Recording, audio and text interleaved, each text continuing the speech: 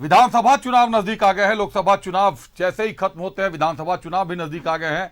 अगले 3 से 4 महीने के भीतर भीतर विधानसभा चुनाव भी होने हैं और सरकार एक बार फिर से सख्त हो गई है। कहीं ना कहीं इसको रफ्तार दिया जा रहा है। विकास की गति को और तेज करने पे खुद मुख्यमंत्री चंपाई सोरेन लग गए हैं।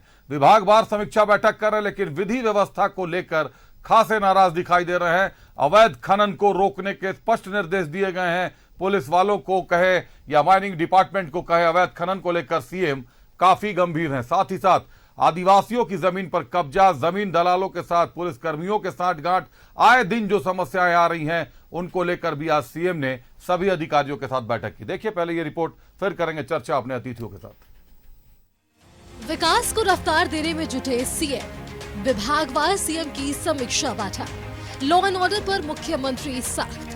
अवैध खनन पर लगाम के निर्देश। लोकसभा चुनाव के खत्म होने के बाद मुख्यमंत्री चंपाई सोरेन एक बार फिर विकास को रफ्तार देने में जुट गए हैं। मुख्यमंत्री ताबड़तोड़ समीक्षा बैठक कर रहे हैं। पहले दिन सीएम ने कई विभाग के कामकाज की समीक्षा की, साथ ही कई दिशा निर्देश दिए। कोई भी राज्य में विधि व्यवस्था बहुत महत्वपूर्ण बिंदु है। आज उसी विधि व्यवस्था उसको समीक्षा करते हुए आज का शुरुआत हुआ। इसीलिए हर कामकाज को तेजी करने का निर्देश दिया गया। राज्य में कानून व्यवस्था बनाए रखना सर्वोच्च प्राथमिकता। अपराध पर लगाम के लिए आधुनिक टेक्नोलॉजी का करें इस्तेमाल। अवैध माइनिंग पर हर हाल में रोक लगाए। बिना चालान के माइनिंग की ढुलाई करने वाले वाहन मालिकों पर कार्रवाई करें। जहां लीज वहीं हो खनन, आसपास की जमीन पर खनन ना हो। अवैध बालू उठाव पर लगाम और बालू घाटों को चिन्हित करने का आदेश। अवैध शराब बिक्री पर लगाम लगाने के निर्देश। कोर्ट की डिग्री मिले मामलों पे आदिवासी को जमीन पर दखल दिलाए। SC/ST एक्ट के तहत दर्ज मामलों को प्राथमिकता के आधार पर निष्पादित करें। उग्रवादी घटनाओं में शहीद जवानों के आश्रितों को सरकारी लाभ दिलाए। नक्सल प्रभावित इलाकों में पुलिस कैंप के कारण लोगों को परेशानी ना हो। जिला को निर्देश दिया गया है, चाहे मेजर हो चाहे माइनर हो, खनन का उसका सही तरीका से हो। चेक नाका भी सही तरह से उसमें हाथ ट्रांसपोर्ट जो होता है उसका सही तरह से उसमें देख रहे हो, कहीं कमी नजर नहीं आए। सारा चीज़ का निर्देश दिया गया। वो भी हम लोग किया गया। जो धनबाद एरिया हो, चाहे चतरा एरिया हो, चाहे हजारीबाग हो, चाहे संथाल परगना हो, चाहे इधर कोलान में हो, चाहे पलामू प्रमंडल हो, हर तरह का रिपोर्ट लिया गया। और चेक नाका को भी बड़ा चुस्त दुरुस्त रखना है। मुख्यमंत्री ने नियुक्ति प्रक्रिया बढ़ाने के निर्देश दिए। मुख्यमंत्री ने कहा कि 26,000 शिक्षकों की बहाली होगी। सिपाही बहाली के साथ उत्पाद विभाग में भी नियुक्ति की जाएगी। कांग्रेस ने कहा है कि सरकार की कोशिश विकास कार्यों को रफ्तार देने की है। बिल्कुल, देखिए सरकार विकास कार्यों के लिए काफ़ी गंभीर है और हम सरकार, इंडिया अलायंस की सरकार, विकास कार्यों को कैसे हम धरातल पे उतारें और एक नया आयाम खींचें, इसके लिए पूरी प्रतिबद्धता के साथ लगी हुई है। सीएम चंपाई सोरेन 2 दिनों की समीक्षा बैठक कर रहे हैं, लेकिन बीजेपी ने सिर्फ इसे आई वॉश करार दिया है। 4 दिन की सरकार और बड़ी बड़ी समीक्षा बैठक है, ये सिर्फ आई वॉश है। आप देखिए, सबसे पहले राजधानी रांची तो क्राइम कैपिटल बनती जा रही है।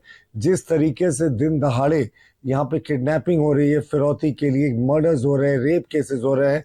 एक्सट्रीम बार का गोलीकांड कोई भूला नहीं था, जबकि वहां 2 घंटे पहले पुलिस गई, उसके बाद भी ऐसी वारदात हुई। तो ये साफ दिखा रहा है कि पूरे राज्य में लॉलेसनेस है।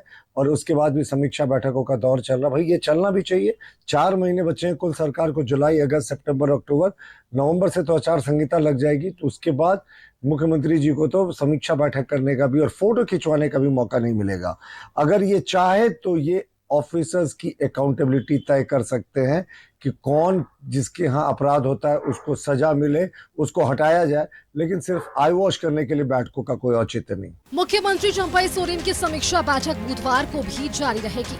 6 महीने बाद राज्य में चुनाव है, ऐसे में फिर से आचार संहिता लगने से पहले सरकार की कोशिश विकास कार्यों को तेज करने की है। न्यूज 11 भारत के लिए रांची से शाहनवाज अख्तर और विपिन के साथ ब्यूरो रिपोर्ट। तो एक तरफ विकास की रफ्तार को तेज करने का प्रयास, दूसरी तरफ आरोप आई वॉश का। रुक करते अपने अतिथियों का। हमारे साथ कांग्रेस से डॉक्टर एम तौसीफ साहब है। तौसीफ साहब स्वागत है आपका। आजसू से हमारे साथ परवाज खान साहब है। परवाज जी बहुत स्वागत है आपका। भाजपा से अशोक बड़ाइक हैं। अशोक बड़ाइक जी स्वागत है आपका। पहला सवाल तौसीफ साहब से। तौसीफ साहब, विकास की रफ्तार को और तेज करने के लिए मुख्यमंत्री खुद जूझ रहे हैं, लगातार विभागवार बैठक कर रहे हैं, विधि व्यवस्था को लेकर काफी दुखी नजर आए हैं, खासतौर पर अवैध माइनिंग को लेकर। अवैध माइनिंग को लेकर सीएम ने स्पष्ट कर दिया कि इससे राज्य की छवि खराब होती है। पूर्व मुख्यमंत्री हेमंत सोरेन के विधायक प्रतिनिधि पंकज मिश्रा अवैध माइनिंग के मामले में जेल में बंद है इस वक्त।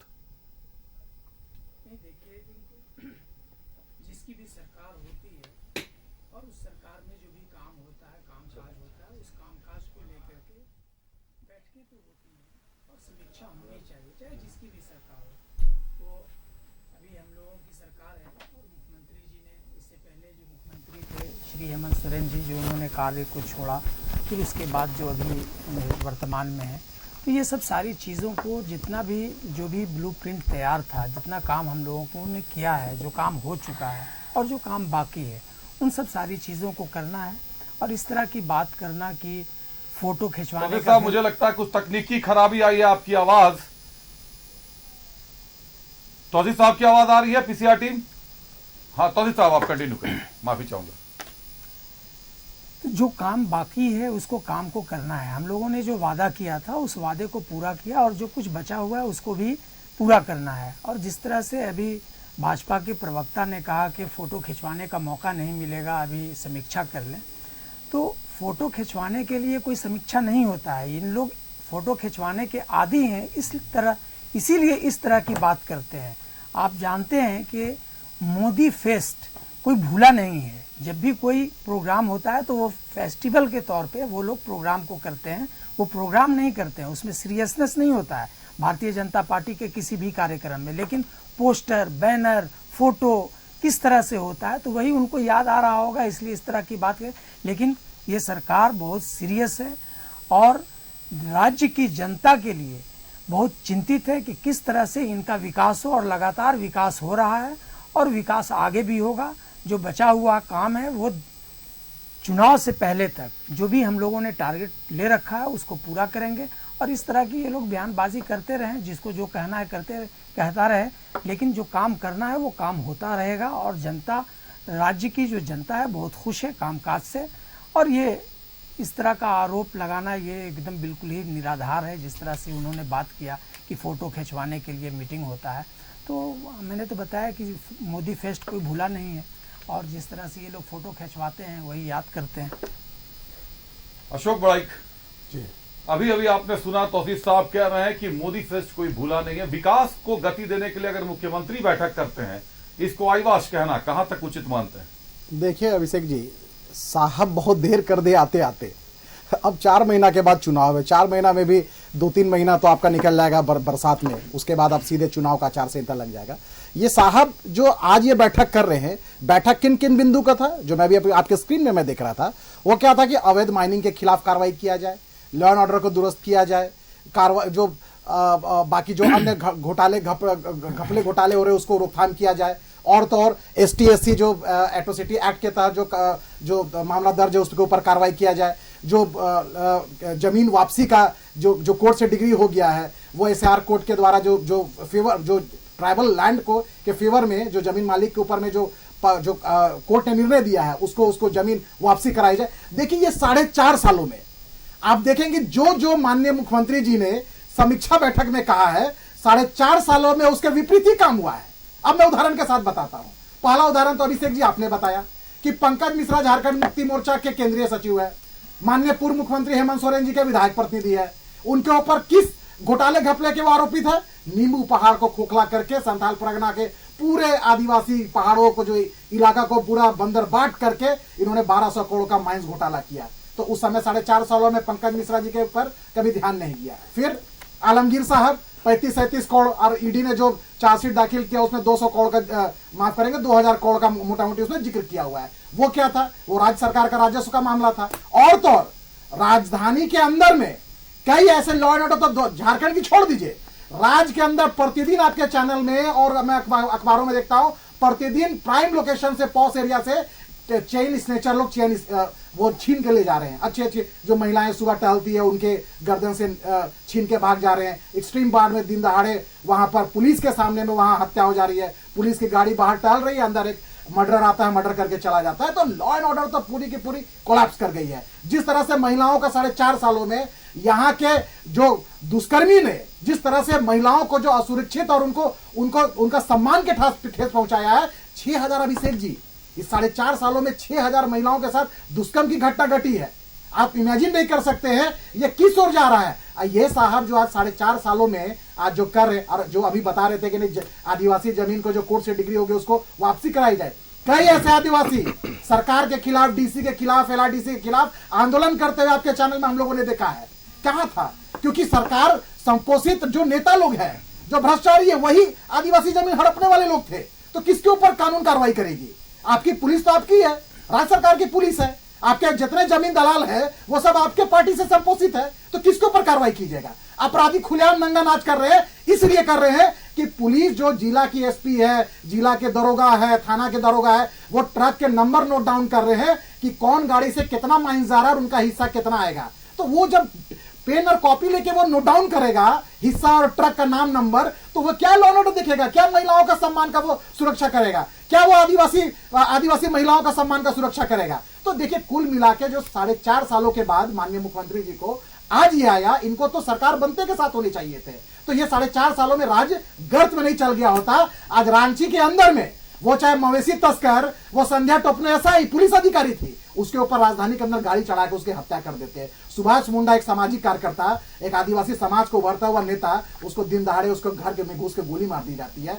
एक्सट्रीम बार के अंदर में शहर के बीचों बीच प्राइम लोकेशन में गोली मार दी जाती है। आप क्या कहेंगे? दिन दहाड़े यहाँ अपहरण हो जा रही है, चेन स्नेचिंग हो जा रही है, मर्डर हो रही है, महिलाओं के साथ दुष्कर्म हो रहा है, और तो पूरी पुलिसिया तंत्र, पूरी सरकार लैंड सैंड माइंस घोटाले में, पूरे भ्रष्टाचार में लिप्त है। तो लॉ एंड ऑर्डर तो राज्य की यही ना स्थिति रहेगी। आज ये सिर्फ फोटो, मेरे प्रवक्ता ने, प्रतुल जी ने सही कहा, ये सिर्फ फोटो सेशन का काम चल रहा है। यही अगर 4 साल पहले करते तो आज राज्य का ये बेड़ा गर्क नहीं होता। मैं तो स्पष्ट रूप से कह सकता हूँ। हेमलाल जी का रुख करते हैं जेएमएम से। हेमलाल जी हमारे साथ आ गए। हेमलाल जी, बहुत स्वागत है आपका न्यूज़ 11 में आने के लिए। हेमलाल जी, एक तरफ मुख्यमंत्री चंपाई सोरेन समीक्षा बैठक कर रहे हैं विभागों की, और ये भी कह रहे हैं कि अवैध माइनिंग पर लगाम लगाना है, बालू उठाव पर लगाम लगाना है अवैध तरीके से। अभी तक बालू घाटों का टेंडर नहीं हुआ, बालू आ कैसे रहा है शहर में, ये भी एक बड़ी बात है, एक बड़ा सवाल है। साथ ही साथ उन्होंने ये भी कह दिया कि विधि व्यवस्था को भी दुरुस्त करना है। तो कहीं ना कहीं सरकार भी ये स्वीकार रही है कि अवैध माइनिंग हो रही है, राज्य में बालू उठाव हो रहा है। अभिषेक जी, सबसे पहले झारखंड की जनता को हम बधाई देना चाहेंगे और आभार प्रकट करना चाहेंगे कि भारतीय जनता पार्टी ने केंद्र में सरकार बन गई है, और उनसे आग्रह भी करेंगे लास्ट में हम। लेकिन आपके प्रश्न का जवाब दे दूं कि देखिए, माननीय मुख्यमंत्री या जो भी मुखिया होते हैं किसी भी संस्थान का, समीक्षा बैठक करते हैं। समीक्षा बैठक किसका होता है, किस चीज़ का होता है?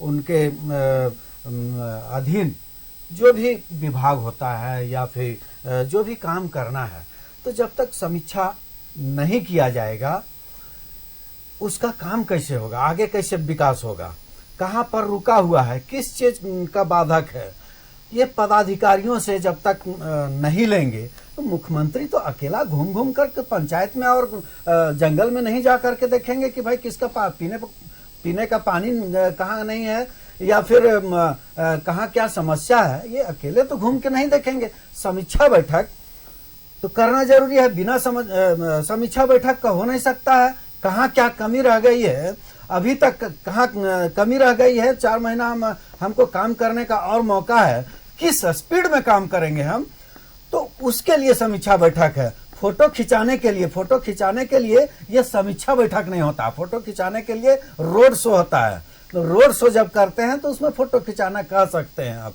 लेकिन ये समीक्षा वास्तविक समीक्षा बैठक है। माननीय मुख्यमंत्री ने इतने अच्छे से संज्ञान लिया है और तमाम विभागों का एक एक करके और समीक्षा बैठक कर रहे हैं और देखेंगे आप कि ये 4 महीनों में बहुत ही अच्छा इसका प्रतिफल निकलेगा, रिजल्ट निकलेगा। और अभी आप देखें कि माननीय मुख्यमंत्री ने खुद घोषणा किया है कि 36,000 बहाली अभी होना है शिक्षकों की और प्रोफेसरों की, कॉलेजों में प्रोफेसर की बहुत हद तक अभी झारखंड सरकार ने किया है। आप देखे होंगे कि बैकलॉग और रेगुलर जो बहाली हुआ है अभी तक नहीं हो पाया था, 2008 में हुआ था, उसके बाद बहाली नहीं हो पाया। तो अभी माननीय मुख्यमंत्री हेमंत सोरेन के नेतृत्व में ये बहाली हुई। जेपीएससी आप देखेंगे, जेपीएससी की रुका हुआ था, आप 6ठा से लेकर के 11वां तक देखें, आप ये भी देख लेंगे, पहले का रिकॉर्ड देख लें आप कि इसमें कितने घपले घोटाले हुए जेपीएससी में। जेपीएससी के चेयरमैन से लेके एक सदस्य तक जेल के अंदर रहे, कितने दिनों तक जेल के अंदर रहे। घपले घोटाले की बात करते हैं लोग तो पिछला झांकना चाहिए। तो समीक्षा बैठक तो होना ही है। एक चीज बात इन्होंने कहा, भारतीय जनता पार्टी के प्रवक्ता भाई अशोक बड़ाइक जी ने 6,000 कैसे आए, पता नहीं ये लोग के आंकड़े कहाँ मिलते हैं। पिछला बार भी हमने कहा था, राफिया जी आई थी और राफिया जी बोलती हैं 4,000, ये बोलते हैं 6,000। तो थोड़ा सा ये कंपैरिजन करके बताते कि रघुवर दास जी के जो कार्यकाल थे उसमें कितने केसेज आए थे और कितने निपटारा हुए, और हेमंत सोरेन की सरकार में या इंडिया गठबंधन की सरकार में कितने ऐसे केसेज आए और कब कब निपटारा हुआ, कैसे निपटारा हुआ। आप देखे होंगे कि जो होटल में यहाँ अभी गोलीबारी हुई और 4 से 5 घंटे के अंदर पुलिस गिरफ्तार कर लेती है उसको और सलाखों के पीछे डालती है। तो त्वरित कार्रवाई, गाड़ी के सामने भागा सर, त्वरित कार्रवाई। देखिए अब पुलिस के गाड़ी के सामने भागा, दौड़ने का या फिर भागने का किस काम की पुलिस? नहीं हो सकता है कि पुलिस मान लिया जाए कि रेकी कर रही हो और दूसरे तरफ से भागी हो, दूसरे तरफ से भागा हो। नहीं देखा तो फुटेज आपने नहीं देखा है, पुलिस की गाड़ी रुकी, उसको पकड़ने का प्रयास किया पकड़ने का प्रयास अभिषेक सिंह को, और वो भाग गया। पुलिस की गाड़ी ने पीछा भी किया। आखिर पुलिस ही लाई, तो रांची पुलिस ही लाई पकड़ के गया से पकड़ी सर, गया से पुलिस ने पकड़कर रांची पुलिस नहीं, कोशिश तो रांची पुलिस ने किया ना, उसके साथ गया पुलिस के साथ। ऐसा थोड़ी है कि पुलिस हाथ पे हाथ दे करके बैठी रही। सर कोई अपराधी अगर अपराध कर देगा इस तरीके से, इस तरह से कहना कि पुलिस के नजर के सामने कोई भागा, पुलिस ने कोशिश किया ना, और कोशिश करके उसको लेकर के आया, के अंदर से गाड़ी में घूमता रहा। अरे भाई विषय है, आपकी पुलिस क्या थी? अगर उसने गलत किया तो उस पे कार्रवाई हो रही है। वो अगर गलत किया उसको कोई डिफेंड नहीं कर रहा, उसे कोई डिफेंड नहीं कर रहा। उसने गलत किया, उसको पुलिस ने पकड़ा और पकड़ करके ला करके जेल में बंद किया, कानूनी कार्रवाई भी हो रही है। उसे कोई डिफेंड नहीं कर रहा, उसने गलत किया है, उसे कोई डिफेंड नहीं कर रहा। लेकिन पुलिस ऐसा नहीं है कि पुलिस की नजर के सामने कोई भागेगा और उसको भागने देगा। कोशिश करता है, हो सकता है ऐसा। देखिए तो जैसा कि पुलिस से आदमी एक रक्षा की उम्मीद करता है, बिल्कुल, और इतने बड़े हथियार से वहां पर पहले कंप्लेन हुआ, पुलिस पहुंचती है, छुट्टियां। आप ये जान लें कि अगर जिम्मेदार नहीं होते जो पुलिसकर्मी वहां मौजूद थे, दोषी नहीं होते, थानेदार समेत 7 पुलिसकर्मियों को सीनियर एसपी ने निलंबित कर दिया। जो दोषी थे वो तो दोषी थे, इसका मतलब कोताही बरती है। ठीक है ना, तो इसका ये किसी के लिए नहीं है ना, ये किसी के लिए नहीं है। अरे भाई ये किसी के लिए नहीं है, अगर जो दोषी है वो दोषी है। बिल्कुल। अब आंसू का रुख करते हैं। अभी हेमलाल साहब ने एक बड़ी महत्वपूर्ण बात कह दी परवाज। उन्होंने कहा कि 6,000 महिलाओं की बात करते हैं जिनके साथ दुष्कर्म हुआ है, और राफिया जी आई थी, उन्होंने कहा था कि 4,000 महिलाओं के साथ दुष्कर्म हुआ है। भाजपा से एनडीए गठबंधन से मेरा कहने का मतलब है उनका कि एनडीए गठबंधन को आंकड़े निकालने चाहिए कि रघुवर दास की सरकार में कितनी महिलाओं के साथ दुष्कर्म हुआ, किसको इंसाफ मिला, और हेमंत सरकार के समय में, एनडीए सरकार के समय में कितनी महिलाओं के साथ दुष्कर्म हुआ, किसको इंसाफ मिला, नहीं मिला। कैसे देखते हैं परवाज इसको? दुष्कर्म को रोकना जरूरी है या कंपैरिजन जरूरी है? सरकार इनके पास, ये सरकार में इकबाल एक शब्द होता है, इस सरकार में इकबाल है ही नहीं। इकबाल अगर होता तो लाइव टीवी डिबेट में इस तरह से जेएमएम के प्रवक्ता नहीं बोलते। अगर कंपैरिजन करना था, सरकार इनके पास है, डेटा इनके पास है, लाके अभी सामने रख देते, दूध का दूध पानी हो जाता। लेकिन यहाँ देखिए, मैंने कहा कि ये खाली आरोप लगाते हैं। लगाता, मैं प्रूव कर दे रहा हूँ, मैं प्रूव कर दे रहा हूँ, आप रखिए, मैं प्रूव कर दे रहा हूँ। आप देखिए, झारखंड पुलिस का वेबसाइट में जो क्राइम का डेटा जो देता है, उसमें आप यहाँ देख लीजिए ना, अभी हम कुछ नहीं जा रहे हैं, लंबा हम नहीं जा रहे, मई का ही आपको दिखा रहे। मई में सिर्फ राजधानी में 19 केस रेप का दर्ज हुआ है। अगर आप टोटल आंकड़ा निकालेंगे पूरा क्राइम का, अलग अलग मर्डर से लेके, डकैती से लेके, छिनतई से लेके, टोटल आपका 5365 केस हुआ है। अब इसमें आप बताइए कि इस आंकड़ा को क्या है, इस सरकार का तो इकबाल खत्म हो गया है। अगर आप देखिएगा अभिषेक, जिस तरह से अभी रांची राजधानी में आप रात को 11 बजे जो अभी स्थिति है बिजली की, बिजली घर में रह ही नहीं रही है बिजली से। लेकिन अगर परिवार अगर रात को 11 बजे निकलता है गर्मी से बेचैन होके, तो पुलिस को देखिएगा, पुलिस का क्या रवैया है। आइसक्रीम पार्लर अगर खुला हुआ है तो पुलिस उसका जाके फोटो खींचता है, बोलता है बंद करो। ये अराजकता है ना, मोरल पुलिसिंग भी होनी चाहिए। ये सब विधि व्यवस्था, ये सब क्या समीक्षा चल रहा है, कैसे समीक्षा चल रहा है। एकदम सही बात है कि अगर आपको प्रचार प्रसार करना है, अगर समीक्षा के नाम पे एक न्यूज ही देना है, तो आप दे दीजिए ना भाई, प्रेस विज्ञप्ति दे दीजिए, डिबेट का आवश्यकता ही नहीं है, हम लोग उसी पे मान लेके चलेंगे। क्योंकि इसको पता है ना कि सरकार अगर है तो कुछ होना चाहिए, दायित्व भी होना चाहिए। आप देखिए अभिषेक, समीक्षा हो रहा है, बगल में स्वास्थ्य मंत्री बैठे हैं, बगल में लेबर मिनिस्टर बैठे हुए हैं। आप वहां पे आप देखिए समीक्षा में कहीं बात हुआ क्या? सिकल सेल एनीमिया के लेके आज देखिएगा सरकारी हॉस्पिटल में, आप न्यूज 11 को मैं बोलता हूं कि आप ग्राउंड रिपोर्ट पे जाके देखिए, ब्लड की कमी है। रोकना चाहेंगे पराग जी, आप अपनी बात पूरी कर लें, कुछ बातें आपकी अधूरी रह गई थी।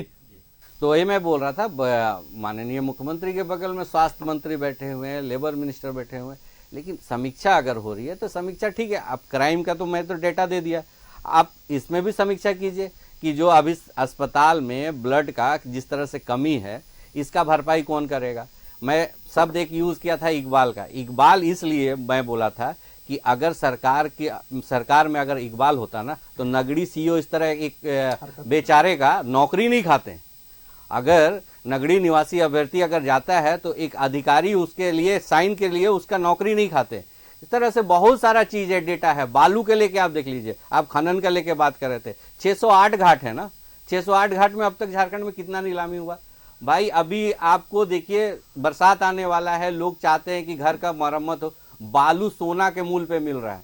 कहां से आ रहा है? बिहार से आ रहा है। लेकिन झारखंड में बालू का कहीं कोई है ही नहीं। आप किस तरह से लूट खसोट किए हुए हैं, इसका कोई जवाब नहीं। अभी एनजीटी का गाइडलाइंस आ जाएगा कि मानसून में आप बालू नहीं उठाइएगा।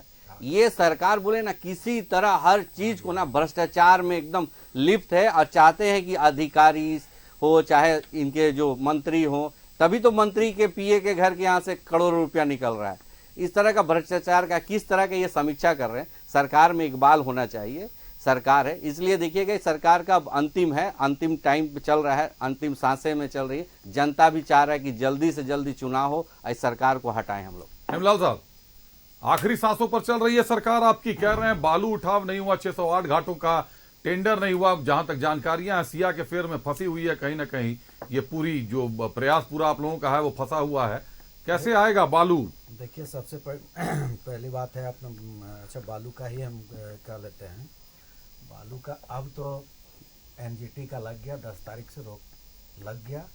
अब उसमें अभी कुछ नहीं हो सकता है। जैसे ही एनजीटी का आदेश खत्म हो जाएगा, उसके बाद रिस्ट्रिक्शन खत्म हो जाएगा, फिर नीलामी होगी और तमाम बालू घाट इस बार बहुत अच्छे तरह से देखेंगे। पंचायतों के द्वारा बालू घाटों की नीलामी होगी और पंचायत से ही सारे काम होंगे। नई सरकार आएगी वो कर देगी, ये भी मेंशन कर दिया। नई सरकार चंपई सोरेन ही फिर दूसरी बार बनेंगे, इसमें कोई दो मत नहीं है। चूंकि जिस तरह से INDIA कहिए, चंपई सोरेन कह रहे हैं आप, कल्पना जी चुनाव जीत कर आगे नहीं, सॉरी मैं क्षमा चाहूंगा, इंडिया गठबंधन की सरकार ही बनेगी, इंडिया गठबंधन की सरकार ही बनेगी। उसमें जो है सो बहुत अच्छा और काम होगी, देखिएगा आप। चूंकि इन्होंने 10 साल में हम कह रहे थे शुरुआती में कि ये 15वां साल तीसरी बार भारतीय जनता पार्टी के नेतृत्व में केंद्र की सरकार मोदी, आदरणीय मोदी जी के नेतृत्व में बनी है। तो जिस तरह से झारखंड को उपेक्षा का दंश झेलना पड़ा है, आप देखेंगे कि तमाम झारखंडियों ने एक आशा और उम्मीद लेकर के बैठे थे। खास करके पूरे माने झारखंड के करीब करीब माने 98 लाख कुर्मी जाति के लोग उम्मीद लगा करके बैठे थे कि 2 कुर्मी सांसद बने हैं, शायद उनको मंत्री बनाया जाएगा तो हमारा जो समस्या है, जो झारखंड मुक्ति मोर्चा और इंडिया गठबंधन के तमाम दलों ने विधानसभा से पारित करके भेजा है बहुत सारे मुद्दों को, उस पर लोग आवाज उठाएंगे। हमारे सांसद जो कुर्मी जाति के थे, आप देखे होंगे कि 3 बार से सांसद हैं आपके विद्युत बरन महतो, उनको भी नजरअंदाज किया गया। सीपी चौधरी जी को भी नजरअंदाज किया गया, जबकि एक अलायंस पार्टनर है। हमने पहले भी कहा था इसको। तो साहब आप लोग अब कांग्रेस जेएमएम की चिंता छोड़ एक सेकंड किस तरह से मैंने कहा था भाई साहब, उस दिन भी थे, महिलाओं को भी सीट जगह नहीं मिली, बता दीजिए सर। हमने कहा था अल्पसंख्यकों को भी नहीं बनाया है मंत्री।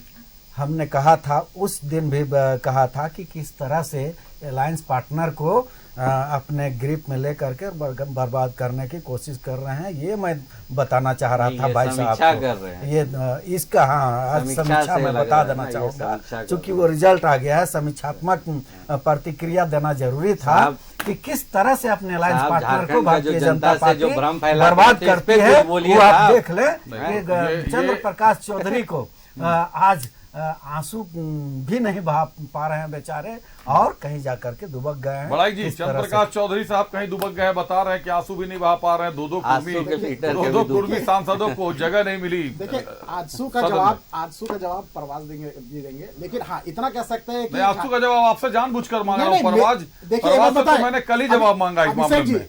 एनडीए इंटैक्ट है और एनडीए के नेताओं ने बैठ करके पूरे मंत्रिमंडल का विस्तार किया है, सभी एनडीए के घटक दलों के प्रमुख नेताओं के साथ में। और प्रधानमंत्री जी का विशेषाधिकार होता है कि किसको बनाया जाए किसको नहीं बनाया जाए, लेकिन एनडीए के सभी सहयोगी दलों को गुड फेथ में, कॉन्फिडेंस में लेकर ही तैयार की गई है। जिस तरह से इन लोग अभी कह रहे थे कि अभी बहुत चिंता हो रही थी कुर्मी को मंत्रिमंडल में नहीं दिए। मैं थोड़ा मनमोहन सिंह सरकार पार्ट 1 का भी मैं आता हूं। अब साहब आपके पार्टी भी सरकार में थी, कांग्रेस सरकार में थी, हमने तो 2 मंत्री दिया है। आपके सरकार में मनमोहन सिंह सरकार पार्ट 1 में सिर्फ सुबोध कांत साय जी मंत्री थे। क्या आपने कुर्मी को दिया था?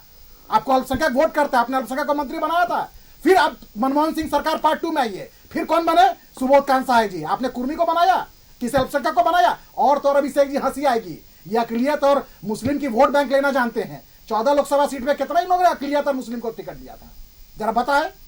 देखिए ये इनका काम है सिर्फ आरोप प्रत्यारोप करना। ये लोग बात नहीं करेंगे। 4.5 साल में मुख्यमंत्री नहीं बोला कि बेरोजगारों लोग को बेरोजगारों भत्ता देना है। हाँ, हमको 1932 खतियान आधारित स्थानीय नियोजन नीति तैयार करना है, इनके बारे में कहां बोले मुख्यमंत्री जी? देखिए इन लोग क्या है ना, ये 4.5 सालों में सिर्फ ये जो करना था, जो कुकर्म किए हैं, जिनको राज्य की जनता ने देखा है। कैप्टन भी जेल के अंदर, वाइस कैप्टन भी जेल के अंदर, कई अधिकारी जेल के अंदर। तो पूरी की पूरी 4.5 सालों में इन लोगों ने घपले घोटाले भ्रष्टाचार यही तो काम किए हैं, और क्या किए हैं। तो इसीलिए कैप्टन भी अंदर है जेल के अंदर, वाइस कैप्टन भी अंदर है। अब इन लोगों के पास बोलने के लिए कुछ नहीं है, तो सिर्फ राज्य की जनता को सिर्फ धोखा देने के लिए, एक आईवास करने के लिए ये बैठक करे। बुलाते रहिए बैठक, 2 महीना के बाद में चुनाव होना है, बारिश हो जाएगा, उसके बाद चुनाव होना है, तो क्या कर लीजिएंगे अब। और तो और अभिषेक जी अभी बता रहे थे कि अबुआ आवास योजना का जो स्थिति है, ये लोग तो आंकड़ा दिखा देते हैं, कागज में फाइल में अधिकारी इनको दे देते हैं, काउंट करके बता देते हैं। हमने बताइए कि साहब बालूघाट की नीलामी नहीं हुई है, आसमान छू रही है, आप कितना पैसा दे रहे अबुआ आवास योजना में?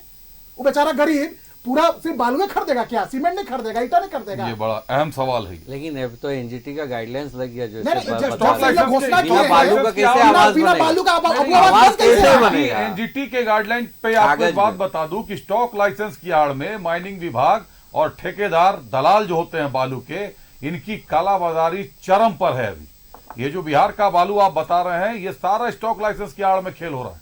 अब ये सरकार को देखना, क्योंकि मुख्यमंत्री ने अगर समीक्षा बैठक में ये कह दिया कि बालू उठाव पर सख्ती बरतना है, कितने घाट हैं, घाटों की संख्या देखिए, इसका मतलब कि मुख्यमंत्री के संज्ञान में भी है। तौसीफ जी, मुख्यमंत्री के संज्ञान में ये सारी चीजें हैं। मैंने हेमलाल जी से पूछा था ये सवाल, उन्होंने जवाब नहीं दिया, बाकी सारी चीजें उन्होंने बताई। अवैध खनन पर मुख्यमंत्री ने लगाम लगाने की ताकीद की है, हिदायतें दी हैं कि अवैध खनन पर लगाम लगाइए। बिना चालान के जो गाड़ियां चल रही हैं माइनिंग में, उस पर लगाम लगाइए, जिस जगह की लीज दी गई है खनन के लिए वहां पर लगाम लगाइए, दूसरी जगह खनन हो रहा है बालू घाट पर उन्होंने कहा उस पर लगाम लगाइए, विधि व्यवस्था पर कहा। ये 5 ऐसी चीजें हैं जो कि बाकायदा सरकार के भी संज्ञान में, तभी अधिकारियों पर नकेल सीएम कस रहे हैं। देखिए 2-3 चीजें हैं, बहुत देर से लोग बोल रहे हैं। अभी भाजपा के साथी ने एक चीज कहा कि इंडिया इंटैक्ट है, ये एनडीए इंटैक्ट है। तो मैं ज़रा थोड़ा सा इस पे रोशनी डालता चलूं कि जो अभी हाल में इनकी सरकार केंद्र में बनी है, जो नीतीश कुमार जी के सहयोग से और चंद्रबाबू नायडू जी के सहयोग से और चिराग पासवान जी के सहयोग से जो बनी है ये सरकार, ये तीनों जो दल के नेता थे, इनकी जो उम्मीदें थीं कि मंत्रालय का जब बंटवारा होगा, डिपार्टमेंट का जब बंटवारा होगा, तो वो कहीं ना कहीं जो इन्होंने ख्वाहिश जाहिर की थी उस हिसाब से इनको नहीं मिला। तो ये खुशफहमी में है कि शायद इनके जो सहयोगी दल के नेता हैं वो खुश हैं, वो खुश नहीं है। ये सच है कि अभी तुरंत चुनाव हुआ है और चुनाव के बाद वो लोग हट नहीं सकते। तो एक गरिमा भी रहती है, एक ऐसी सोच बनती है कि नहीं साहब साथ में चुनाव लड़ा है तो सरकार बना दी जाए।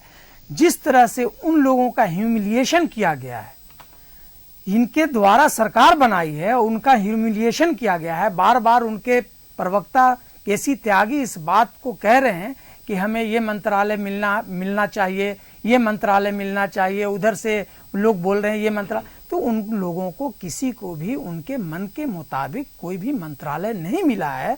तो इसलिए खुशफहमी में और मुगालते में लोग ना रहें कि वो लोग खुश हैं और इंटैक्ट है एनडीए।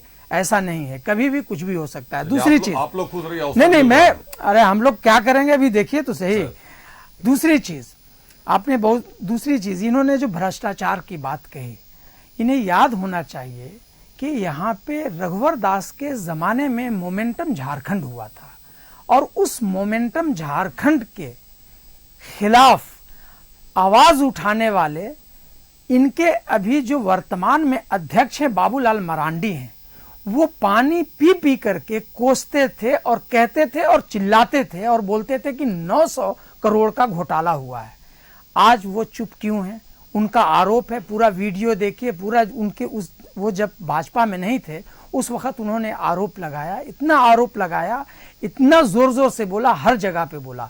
तो और हम लोगों ने भी बोला और ये सच है कि 1000 करोड़ से ज्यादा का घोटाला उनके नेतृत्व में हुआ और उनके साथ रहते हुए जो मंत्री थे सरजू राय जी ने एक बार नहीं है 1000 बार इस बात को कहा कि उनके नेतृत्व में घोटाला हुआ है। तो घोटाले की बात करने के लिए पहले अपने गरीबा में झांक लीजिए, उसके बाद फिर इस तरह की बात करिए।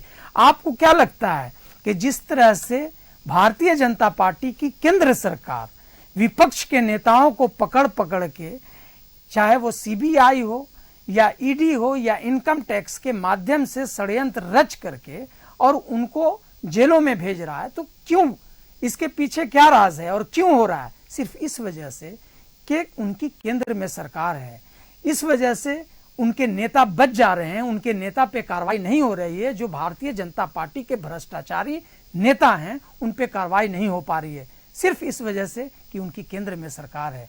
जिस रोज उनकी केंद्र से सरकार खत्म हो जाएगी, फिर आप देखिएगा निष्पक्ष जांच होगी और कार्रवाई सभी पे होगी, उसी तरह से जो भी इसमें शामिल होंगे। दूसरी चीज और भी मैं नहीं अभी रुक जाइए भाई, आप लोगों की बात मैं सुनता रहा, नहीं आप लोगों की बात सुनते हुए आप क्या किए, आपकी बात मैं सुनता रहा। प्रभाष भाई सुन लीजिए, आप सुन लीजिए, इतना दिन लंबा कार्यकाल रहा, आप सुन लीजिए, आप वो आवाज उठाए, ये आवाज उठाए, क्या ये तो सच है, ये सच है। मेन हाट का किसने आवाज उठाया?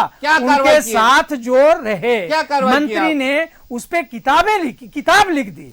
आप इससे क्यों विचलित हो रहे हैं, परेशान क्यों हो रहे हैं? जहां तक इन्होंने इसी की बात कही, घोटाले की बात करिएगा तो बात निकलेगी ना। तो घोटाले जब बात निकलेगी तो फिर दूर तो लग जाएगी। ये बात सच है कि इनके नेतृत्व में घोटाला हुआ, आपके नेतृत्व में बंदर घोटाला हुआ, बागबानी घोटाला हुआ, आपके नेतृत्व में धान घोटाला हुआ। यही सच्चाई है। अब बात इस तरह की बात करते हैं, बात निकलेगी तो फिर दूर तो लग जाएगी। सच्चाई यही है। 4.5 साल में सरकार आपके द्वार चली गई। 4.5 साल में अगर आप चश्मा अगर टीम का लगाए हुए हैं, आपको नजर नहीं आएगा ना। 4.5 साल में जो सरकार ने काम किया है, सरकार ने दुनिया में ऐसी सरकार ने काम नहीं किया कि सरकार आपके द्वार चली गई। बताइए आप अपना समस्या, मैं समाधान करूंगा। ये सच्चाई है। ये जनता इनके पास कुछ नहीं है, इनके पास कुछ नहीं है। निष्पादन, अरे भाई आप जो प्रधानमंत्री आवास है उसको आपने बंद कर दिया, आप उसको बंद कर दिया। हमने आपको आवाज चलाया, हमने आपको आवाज चलाया, हमने किसानों का कर्ज माफ किया, हमने डिबेट को रखना चाहता हूं, आप लोगों से आग्रह कर्ज माफ किया। क्या बात जी इस तरीके से लगा जो हमने कहा वो मैंने किया। आप लोग केवल आरोप लगा सकते हैं। सुन लें, मेरी बात सुन लें सर। मैं यहाँ बैठा हूं बोलने के लिए, आपने काफी देर बोला। अगर आप घड़ी जाकर घर में देखिएगा आपने कितने देर बोला, और मैंने आपको रोका नहीं आज, क्योंकि आपको शिकायत रहती है कि मैं रोक देता हूं आपको। मैंने आपसे सवाल क्या पूछा था तौसीफ जी? मैंने आपसे सवाल जो पूछा आपने उसका जवाब नहीं दिया, उसके अलावा आपने सारी बातें बताई। अब आप अपने ही बात पे मुझे ये बता दीजिए। सवाल आपको सवाल तो सब आपको मेरा सवाल नहीं, आपको मेरा सवाल जवाब भी नहीं रहा। मैं आपको छोड़ दीजिए उस सवाल को। अब मैं आप ही के जवाब पे एक सवाल पूछता हूं, शॉर्ट में बता दीजिएगा। रघुवर दास की सरकार में 5 साल तक जबरदस्त भ्रष्टाचार हुआ। बाबूलाल मरांडी पानी पी पी के गाली देते रहे, कोसते रहे, सरयू राय बोलते रहे। उसके बाद सरकार हेमंत सोरेन की आती है। क्या कार्रवाई हुई उन घोटालों पर? राज्य सरकार ने क्या कार्रवाई की? जनता का पैसा गाड़ी कमाई। केंद्र सरकार आएगी ईडी की जांच लेकर। राज्य के पास अपनी एजेंसियां नहीं है उन घोटालों को उजागर करने के लिए। क्यों नहीं कार्रवाई हुई? नहीं, देखिए ऐसा है, सच्चाई ये है कि कार्रवाई बिल्कुल हो रही है, इसमें कहीं कोई डाउट नहीं। लेकिन अगर राज्यपाल किसी को बना करके बैठा दीजिएगा तो उस पर क्या कार्रवाई होगी? उस पर क्या कार्रवाई होगी? कैसे कार्रवाई होगी? उस पर कैसे कार्रवाई होगी? राज्यपाल किसी को बना करके आप बैठा दीजिएगा। उनके ही नेतृत्व में हुआ है ना। सुनिए सर, उनके नेतृत्व में उन पे क्या कार्रवाई होगी? राज्यपाल पे भी कोई कार्रवाई होती है क्या? राज्यपाल से जिस रोज वो हटेंगे फिर उसके बाद कार्रवाई होगी। यही सच्चाई है। उनके कार्यकाल में यही सच्चाई है। उनके कार्यकाल में जो पदाधिकारी मलाईदार पद पर थे, वही पदाधिकारी आपके कार्यकाल में भी मलाईदार पद पर हैं। वो भी बने रहे अपनी जगह पर। पदाधिकारी कहां से लाए? आकर करती नहीं, पदाधिकारी कहां से आएगा? बात करते जो यहाँ पे लोग हैं वही लोग ना काम करेंगे। साहब मैं ऐसे दर्जनों पदाधिकारी बता दूंगा, वही लोग काम करेंगे। मैं ऐसे दर्जनों पदाधिकारी बता दूंगा जो 10-15 साल से सेंटिंग में बिठाए हुए हैं। नाम गिना दीजिए। काम करने लायक नहीं है, नाम गिना दीजिए। तो वो काम करने लायक नहीं है। काम करने के लिए काम नहीं करना तो आप समझा दीजिए कि उनको कैसे काम करना है। ये आपका डिक्टेट कर दीजिए, डिपार्टमेंट है, यही सच्चाई है। लेकिन अगर आप आरोप ये लगा रहे हैं, मैं तो आपसे सवाल पूछ रहा हूँ कि अगर आपका आरोप तो राज्यपाल वो बने हुए उन पे कैसे उन पे कार्रवाई होगी? देखा पहले कैसे उन पे? बिल्कुल उन पे कार्रवाई तो बिल्कुल कार्रवाई जो है, कार्रवाई के लिए काम शुरू था। लेकिन आप राज्यपाल बना दीजिएगा, उस पर कैसे कार्रवाई होगी? यही सच्चाई है। क्या कार्रवाई में काम हुई? सच्चाई है, सच्चाई है। अरे देखना है यार, अभी सरकार खुशफहमी में मत रहो। अभी बहुत मेहनत करने की जरूरत है। झारखंड की जनता जो है अब दोबारा तुम लोगों को यहाँ पे आने नहीं देगी, ये आप जान लीजिए। आप इसमें काफी बोला आपने प्रभा जी। नहीं, प्रभाष जी ने इंटरप्ट किया, बहुत गंभीर बात, इसलिए आप ये समझ लें कि इंटरप्शन होगा। मुझे करना चाहिए था, नहीं आपने इंटरप्ट किया। और भी 2 अतिथि हैं, अभी हेमलाल जी भी, अशोक बड़ाई भी हैं। प्रभा जी जल्दी बात। समीक्षा बैठक का किया आज, माननीय मुख्यमंत्री ने बोला अधिकारियों को कि अवैध खनन के लिए जो है गाड़ियों वाले पे कार्रवाई कीजिए।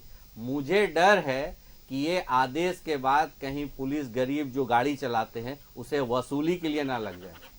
मुझे वसूली आपको डर है, डर लगेगा, आपको डर लगेगा, आपको डर है कि आपको डर लगेगा। इस सरकार ने अभी हर एक जगह पे स्मार्ट आजसू ने जितना इस राज्य में, आजसू ने जितना इस राज्य में घोटाला किया है, और ये लोग गुंडागर्दी करके रामगढ़ जिला में जिस तरह से आंसू ने गुंडागर्दी किया है वो किसी से छुपा हुआ नहीं है, ये सच है। ये क्या बात करेंगे प्रवास साहब, ये जाए ना, जिस तरह से आंसू ने गुंडागर्दी किया, रांची में गुंडागर्दी किया, पूरे राज्य में गुंडागर्दी किया, और रामगढ़ खास तौर से गुंडागर्दी किया है आप लोगों ने, यही सच्चाई है। क्या आप बात करेंगे, निष्पक्ष की बात करते हैं और इस तरह की बात, लॉ एंड ऑर्डर की बात कर रहे हैं। अरे ठीक है, तेवर आपसे कम नहीं है भाई, इधर तेवर से आपसे कम नहीं है। मुद्दा के लिए बात कर रहे हैं, मुद्दा के लिए लड़ाई कांग्रेस पार्टी इंडिया गठबंधन लड़ती है, यही सच्चाई है। तो बहुत दिक्कत हो कुछ नहीं, तेवर में क्या धमकी दे रहे हैं आप? धमकी दे रहे हैं, एकदम दे रहे हैं। आपके धमकी को मैं स्वीकार करता हूँ, चैलेंज को स्वीकार करता हूँ, आप चैलेंज को स्वीकार करता हूँ। आपसे ज्यादा तेवर है, ये सच्चाई है।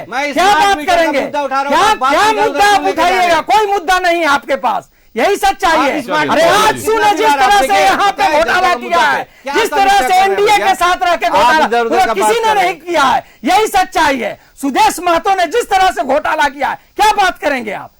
यही सच्चाई है, कोई काम नहीं किया आप लोगों ने। ब्रैकेट में तौसीफ जी, ब्रैकेट में माननीय अध्यक्ष के बारे में, नहीं तो अभी मुंह खुलेगा। अरे खोलिए ना, आप तो धमकी दे रहे हैं बैठ करके, आप धमकी दे रहे हैं। क्या मुंह खोलिएगा, आप क्या मुंह खोलिएगा? तौसीफ जी संयम, पानी थोड़ा सा पिए, पानी पी लीजिए। परवाज जी आप भी पानी पीजिए थोड़ा सा। एक आप लोगों से आग्रह है, डिबेट की मर्यादा बनाए रखें, आप लोग तथ्यों पर बात करें, एकदम तथ्य के साथ बात कर रहा हूं। जिनका भी नाम ले रहे हैं आप एक ऐसी स्क्रीन पर नाम ले रहे हैं जिसे लोग देखते हैं। आप जिनका भी नाम ले रहे हैं, अगर उनके खिलाफ फैक्ट एंड फिगर है आपके पास, आप नाम लें, फैक्ट फिगर दिखाएं कि ये घोटाला किया है। सही बात, जिसका भी नाम ले, इसी के लिए मैं, वो चाहे परवाज हो, अशोक बड़ाइक हो, तौसीफ साहब हो, हेमलाल जी हो, आप जिनका भी नाम लें, किसी पे आरोप। हम जन मुद्दा के बारे में बात कर रहे थे, मैं तो इन्विटेशन। अरे सर, मैं जो सवाल पूछ रहा हूं, पहले तो मुझे मेरे सवाल का जवाब दीजिए कि क्या मुख्यमंत्री को और राज्य सरकार को यह पता है कि राज्य में अवैध खनन हो रहा है? क्या मुख्यमंत्री को यह पता है कि अवैध चालान के द्वारा माइनिंग की जा रही है, बालू उठाव किया जा रहा है, जिसके चलते आज पुलिस को हिदायत दी गई है? अशोक बड़ाई, देखिए, जब सरकार के लोग ही जब शामिल रहेंगे, जब स्टेट स्पॉन्सर, जब क्राइम करप्शन ही होगा, तो आप किसके ऊपर कार्रवाई कीजिएगा? मैं तो उदाहरण दिया। रुक जाए, जवाब दीजिए, तथ्यों पर बात कीजिएगा। अशोक बड़ाई, आप अपनी बात पूरी करें जल्दी। देखिए, मैंने बोला कि जब सरकार के लोग ही शामिल रहेंगे ये घोटाले घपले में, तो आप किसके ऊपर उम्मीद कर सकते हैं, कौन कार्रवाई करेगा? मैंने तो पहले भी बोला कि देखिए, आप पूरे स्टेट को आप ध्यान में देखेंगे कि संथाल परगना जो इलाका है, उसमें आप देखेंगे कि जो भी अधिकारी, जो सरकार के बहुत एकदम चहेते अधिकारी है, अब तो देखिए रांची में भी एक डीसी जो जेल के अंदर है, वो भी सरकार के जो मुखिया थे उनके काफी चहेते थे, कहीं ना कहीं वो भी सरकार के मुखिया के सांठगांठ में थे। देखिए, सीओ से लेकर, बीडीओ से लेकर, जिला के अधिकारी से लेकर, पुलिस के अधिकारी से लेकर, आप देखिए सभी जगह पे, आप सभी जगह 4 सालों में जो करप्शन और भ्रष्टाचार हुआ है। अब ये तो आप कितना अच्छे विषय उठाए थे कि आदिवासियों का जमीन राजधानी के अंदर में, आदिवासी बेचारे थाना जा रहे हैं अपना लिखित शिकायत को लेकर कि दिन दहाड़े उनका जमीन को बाउंड्री कर ले रहे हैं जमीन माफिया, जमीन दलाल, लेकिन उस पर कार्रवाई नहीं हो रही है, क्योंकि दलाल कहीं ना कहीं थाना में जाकर थाना में बैठकर वो अपने सांठगांठ किए हुए हैं, तो कौन कार्रवाई करेगा? उसी तरह से सीओ बीडीओ, अभी रांची के अंदर कई ऐसे सीओ बीडीओ का नाम हमेशा आते रहता है, लेकिन वो सरकार के चहेते लोग हैं जो बार बार बच जा रहे, तो बेचारे आदिवासी जाए तो जाए कहां? आप उधर संथाल परगना में एकदम धुआंधार अवैध माइनिंग चल रहा है, वहां से बिहार जा रहा है, बांग्लादेश जा रहा है, बंगाल जा रहा है, कोई रोकने टोकने वाला नहीं है। हेमलाल साहब से पूछ लेते हैं। हेमलाल साहब, स्टेट का करप्शन है, स्टेट स्पॉन्सर करप्शन, इसको मानते हैं आप? देखिए, बहुत सारी बातें आई अशोक बड़ाइक जी के तरफ से। इन्होंने पहले कहा था कि जितने भी जमीन दलाल हैं, वो जमीन दलाल लगता है जेएमएम का है इनके कहने के अनुसार, लेकिन मैं बता देना चाहूँगा फिलहाल में ही, बस इसके पीछे में चले जाएं आप, किशोरगंज के इलाके में पूरा बड़ा सा सरना स्थल है, उस सरना स्थल का कब्जा किसने किया था, उसको तमाम आदिवासी दलों ने उसको छुड़ाया, लेकिन कौन थे वहाँ? भारतीय जनता पार्टी के लोग थे।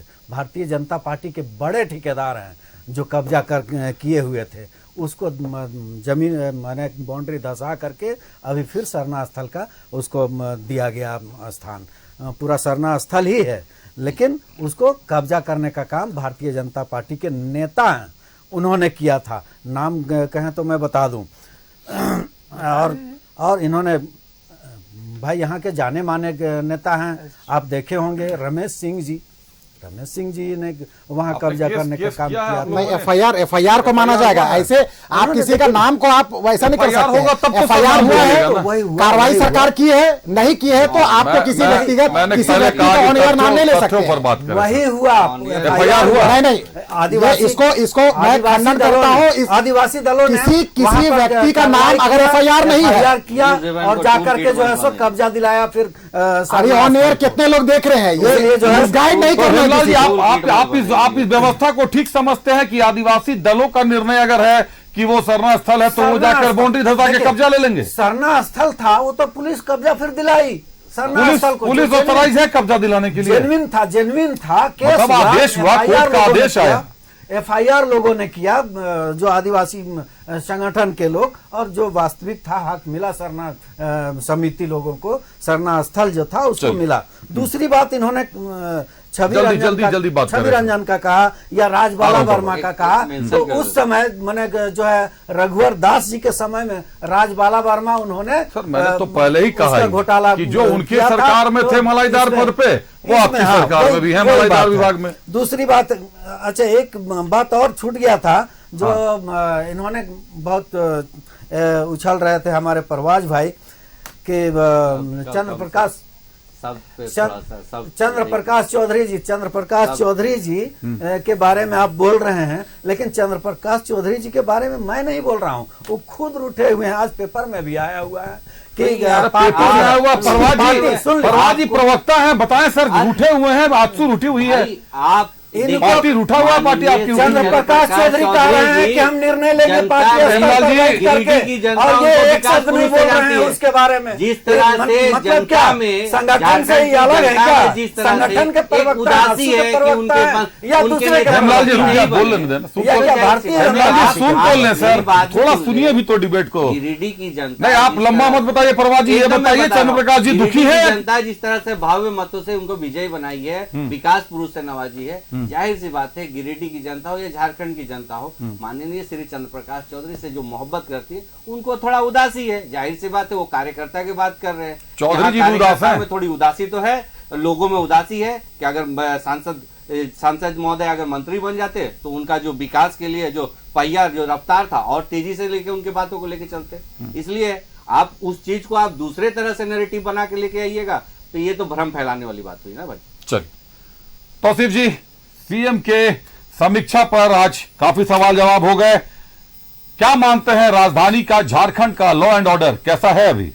नहीं, देखिए ओवरऑल ये है कि जब सरकार किसी की होती है तो वो समीक्षा बैठक होती है। अगर कहीं से किसी तरह का कोई इनपुट आ रहा है कि यहाँ पे कुछ गड़बड़ है या अच्छे से काम हो रहा है तो उसे और अच्छा करना चाहता है। जब अच्छा हो रहा है तो और अच्छा करना चाह रहा है। कहीं पे अगर कोई थोड़ा सा कमी है तो उसे दुरुस्त करने की कोशिश। मतलब लॉ एंड ऑर्डर अभी कैसा है ये बताइए। लॉ एंड ऑर्डर का आप क्या महसूस करते हैं? नहीं, लॉ एंड ऑर्डर का जहां तक सवाल है, लॉ एंड ऑर्डर अगर कहीं पे थोड़ा बहुत भूल चूक या कहीं कमी है तो उसे मजबूत किया जा रहा है, उसमें कहीं कोई डाउट नहीं। ये एक संतुलित बयान है, क्योंकि जो नियमित होने वाले काम हैं उनमें समस्याएं आएंगी ही आएंगी, त्रुटियां आएंगी ही। अपराध को रोकना पुलिस के लिए एक बहुत बड़ी चुनौती है। अपराध का खुलासा करना, उसको डिटेन करना अपराधियों को, ये पुलिस की उपलब्धि मानी जाती है। एक बात और हेमलाल साहब, आपने जो आंकड़ों की बात की थी, रेप पीड़िता के आंकड़ों की, परवाज जी ने आपको लिस्ट भी दिखाई थी।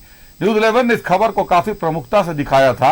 झारखंड पुलिस के आंकड़े हैं, झारखंड पुलिस के आंकड़े। आप कभी भी झारखंड पुलिस की वेबसाइट पर चले जाएंगे, आपको वहां पर लिस्ट मिल जाएगी। उन्होंने तो सिर्फ रांची का आपको बताया, अगर आप 2400 जिले के देखेंगे तो हर महीने 100 से ज्यादा लड़कियों के साथ रेप की शिकायतें आ रही हैं। कॉमन है, एवरेज में 100। आप जाइएगा, आप देखिएगा। मैंने ये कहा था कि भाई जो नहीं वो आपने ठीक कहा, लेकिन मुझे व्यक्तिगत ये लगता है, मुझे हेमलाल जी, हमारे ये कोई जवाब नहीं हुआ कि आपके कार्यकाल में कितनी लड़कियों की असमत लूट गई, हमारे कार्यकाल में कितनी लड़कियों की असमत लूट गई। कंट्रोल हुआ है, कंट्रोल हुआ। आप बोल रहे हैं सर, मैं आपका विरोध करूं या आपको समझाऊं, ये मेरी समझ से बाहर है। क्राइम रिकॉर्ड की ये बाकी सारी चीजों पर स्वीकार है कि कि अपराध के मामले घटे हैं, अपराध के मामलों पर कंट्रोल रहा, मैं स्वीकार ये कर सकता डेटा के हूं, साथ लेकिन यहाँ पे महिलाओं की जहां तक बात होगी, दुष्कर्म की अगर बात होती है तो दुष्कर्म की बात कंट्रोल में नहीं, दुष्कर्म रुकने चाहिए। और महिलाओं की बात में कंपैरिजन नहीं होता, कंपैरिजन नहीं कर सकते कि उनकी सरकार में ये ढीला था तो हमारी सरकार में फिर इतना। चले, वक्त की पाबंदी है, बहरहाल अतिथियों से कई बातें और है जो रह गई हैं, कभी और कर लेंगे। बहुत धन्यवाद देते हैं अपने अतिथियों का। हमारे साथ भाजपा से अशोक बड़ाई जी थे, बहुत धन्यवाद अशोक आपका। हमारे साथ ताजसू से परवाज खान थे, परवाज जी बहुत धन्यवाद आपका। झामुमो से हमारे साथ हेमलाल मेहता जी थे, हेमलाल जी बहुत धन्यवाद आपका। और कांग्रेस से डॉक्टर तौसीफ हमारे साथ थे, तौसीफ जी बहुत धन्यवाद आपका। आप सभी अतिथियों का बहुत धन्यवाद।